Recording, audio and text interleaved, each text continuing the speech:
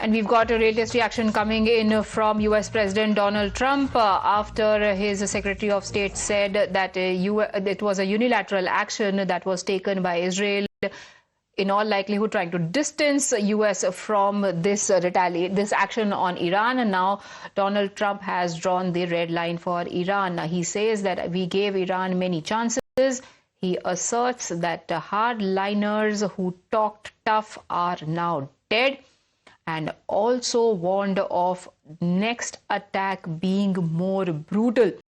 Donald Trump has also issued an advice to Iran: make a deal before it is too late. Deal can stop next set of attacks. Rishabh, put this in context for our viewers.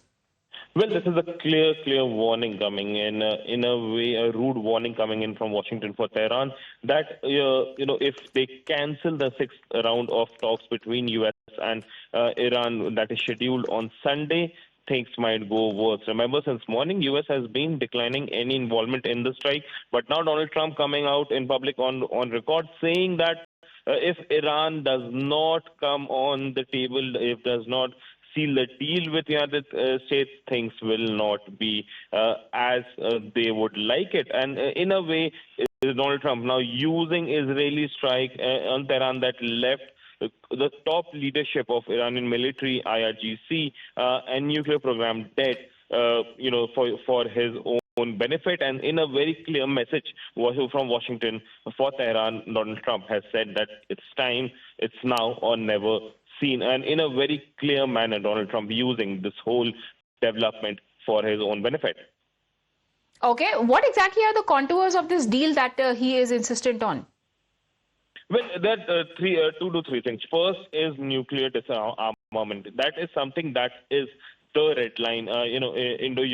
Iranian-US talks are, the basis, and on the basis of that talk is the nuclear disarmament of Iran. It is very clear that any nuclear development, any enrichment of uranium in Iran is something that is not acceptable to United States. Apart from that, there are others as well. For example, stoppage of any funding or any support to Houthis, as well as militias in Lebanon and Gaza as well. Apart from that, trade routes, ports, and other such things that need to be discussed, and the price limit need to be fixed on that is something that is, but that all is secondary. The first thing first between United States and Iran, United States want Iran to be disarmed from its nuclear facilities, its new uranium enrichment, as well as its support that it has been providing to Hamas, Houthis, or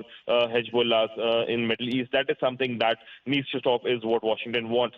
Iran definitely is ready to take a step back, but as Iranian Supreme Leader has said, not at the cost of self-respect. And now, as we are speaking, Iran has raised the red flag, a flag that symbolizes mourning and vow to take revenge. Remember, yes, in the early hours of this morning, the Israeli strike has killed the commander-in-chief of Iranian military, also the IRGC commander, and senior nuclear officials as well, something that has hit Iran really bad.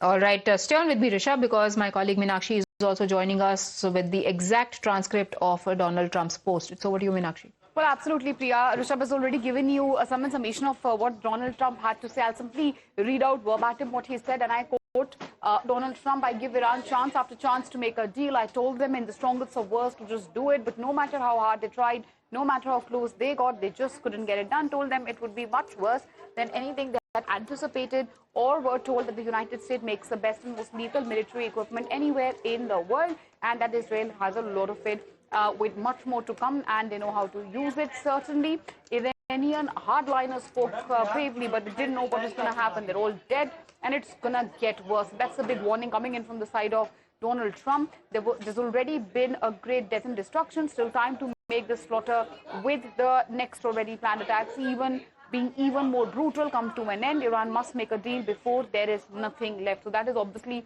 the operative part here, the part we'd like to underline. Donald Trump's obviously strong warning coming Iran's way, asking Iran to make a deal before it's too late. All right. Thank you, Meenakshi, as well as Risha, for joining us with those details. But we quickly need to shift our attention back to the investigation related to AI 171 crash and the latest development that we